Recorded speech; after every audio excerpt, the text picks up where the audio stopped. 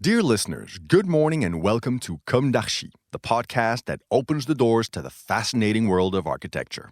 For newcomers, let me introduce myself. I'm the spokesperson of Anne-Charlotte Despons, PhD in History of Architecture, published author, head of a communication and development agency based in Paris, France, dedicated to architecture.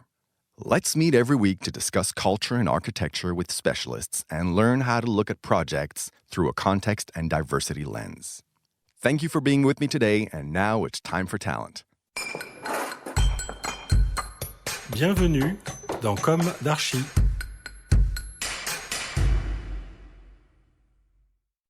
Hello dear listeners, I'm Esther on behalf of Anne-Charlotte, happy to be with you today for talking about the open source campus project in Nanterre designed by the Italian office ITS. ITS is a company aimed at research and innovation, founded in 2016 by Alessandro Gambi, Francesco Marinelli and Paolo Mezzalama, with branches in Rome, Paris and Geneva. ITS addresses itself to public and private sector firms who look for both ethical and economic potential in innovation, within which the architect's point of view can bring added value. Among clients, Amazon, the Lombardy region, Métropole du Grand Paris, Conf Cooper, Società Cooperativa, Bouygues Immobilier, SNCF, Ville de Paris, UCI Cinéma. Today's society is changing fast and complex. We believe that architecture is a reflection of society, as such it should express all its changes. The observation of other worlds, such as those of high-tech, economy or design, teach you that hybridization between different spheres of competence produces innovation. The world of construction is directly influenced by those changes. The objective of it is to stretch the confines of architecture, hybridizing its methods with know-how from other sectors in order to evolve its own skills and offer innovative services. ITS has been named as one of the winners of the Inventons la Métropole du Grand Paris second competition. Inventons la Métropole du Grand Paris is the largest European competition for city planning, architecture and public space. Over 50 sites have been put up for public tendering with a high ambition to generate innovative projects that set the agenda for the future of Paris. With more than 224 applicants, 85 teams shortlisted and 23 winner projects. École d'Architecture de Nanterre, the project.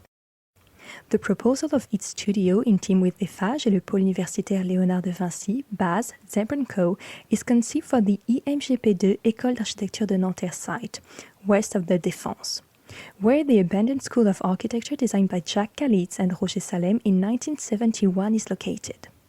The regeneration project aims to reconnect the site to the urban context through the transformation of the existing building into the Léonard de Vinci University campus. Originally a manifesto architecture. Built in 1971 by the architect Jacques Kalisz, the Nanterre School of Architecture crystallizes. Since its closure in 2004, the city, the state, and local residents have focused their attention because of its location, but above all for the history and values attached to it. The history of a cultural city, on the one hand. In the 1960s, in order to welcome the populations driven out by the business cluster of La Défense, then in development, it was decided to create around a large urban park named after André Malraux, a mixed neighborhood with a strong cultural background. It is in this context of a bold urban transformation that has seen the emergence of various facilities, cultural activities on the edge of the park, the School of Architecture, the Hammond III Theatre, the School of Dance of the National Opera, the Maurice Ravel Musicians' Home, and various group schools in response to the education issues of the populations living in this territory. The story of an experiment on the other hand. With a budget of half below market standards, it was entrusted to Jacques Kalisz, in place of the former School of Fine Arts, the creation of the School of Architecture during the 1969-1970 school year. Within the budget that had been allocated to him, Jacques Kalisz seized this constraint to turn it into an opportunity, both in the conception of the place and in its realization.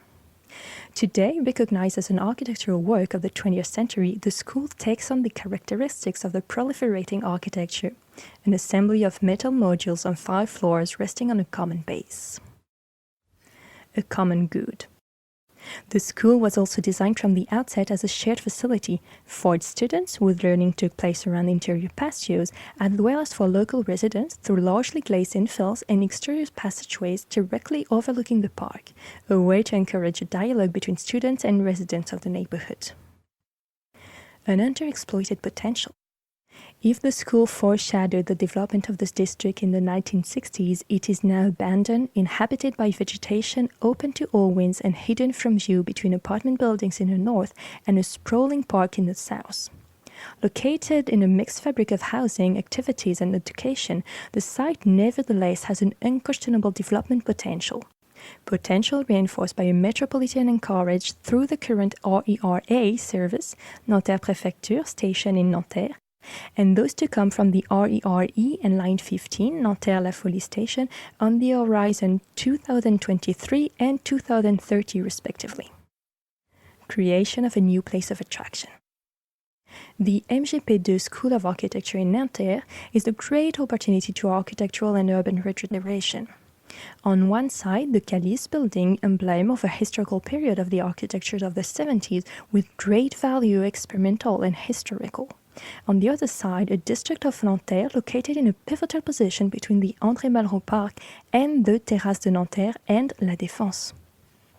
In recent years, architecture and space have both been cut off from the neighborhood and city life, a kind of urban amnesia that has landlocked them. The city of Nanterre and La Défense, on the contrary, are experiencing a period of important development. This project represents an opportunity to put this important urban element and architectural fabric in phase with the evolutionary dynamic of the city in order to solve a crucial node and create a positive synergy between the two. Then the Jacques Kalisz and Roger Salem building will be refurbished and put in dialogue with 3 new buildings, thus defining a covered square designed as a connecting element between the campus area and the public green spaces. The shared services, such as cafeteria and sport facilities, will be located on the ground floor. The upper level will be dedicated to offices.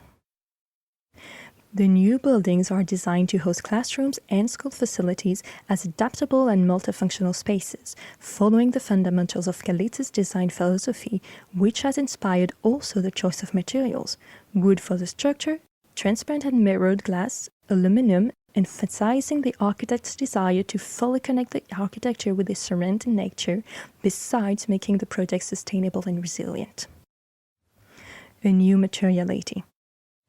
Special attention was paid to technologies, materials, and aesthetic solutions for the intervention and regeneration of the existing. A system of curtain wall type facade covers the building and metal structures. The meticulous details of the panels allow to reproduce the metrics of the existing facade's writing and the three-dimensionality of the metal elements. Thanks to the use of new materials and new finishes such as transparent and mirror glass, reflective aluminum panels, the image of the building is regenerated. The reflective and transparent system provided by the facade materials accentuate even more the desire of Kalisz, that of a constant link with the nature of the park. The facades reflect the colors and shapes of the surrounding nature, which blend into the space's interior thanks to the transparency of the bay windows. Inside, the continuity with the nature is reinforced by large windows and internal landscaping.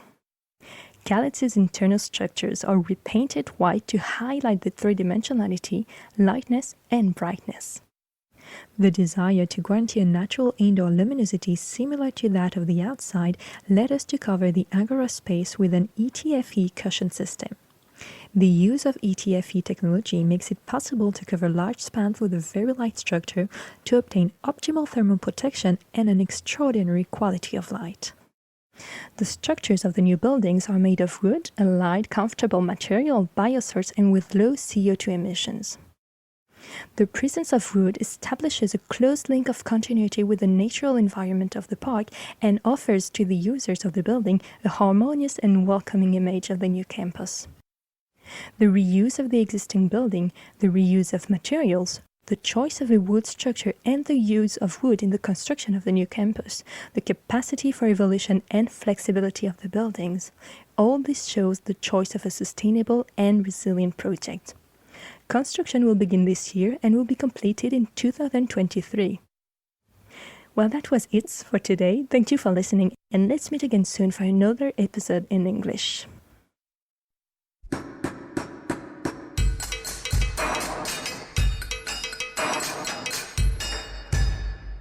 Thank you for listening. Don't forget to tune in to our previous content on Instagram at Comme d'Archi Podcast. If you like it, make sure to promote the podcast by giving it 5 stars on Apple Podcast and adding a comment, or on any of your favorite podcast platforms. And don't forget to subscribe and listen to all of our episodes for free. See you soon, and until then, take care of yourself.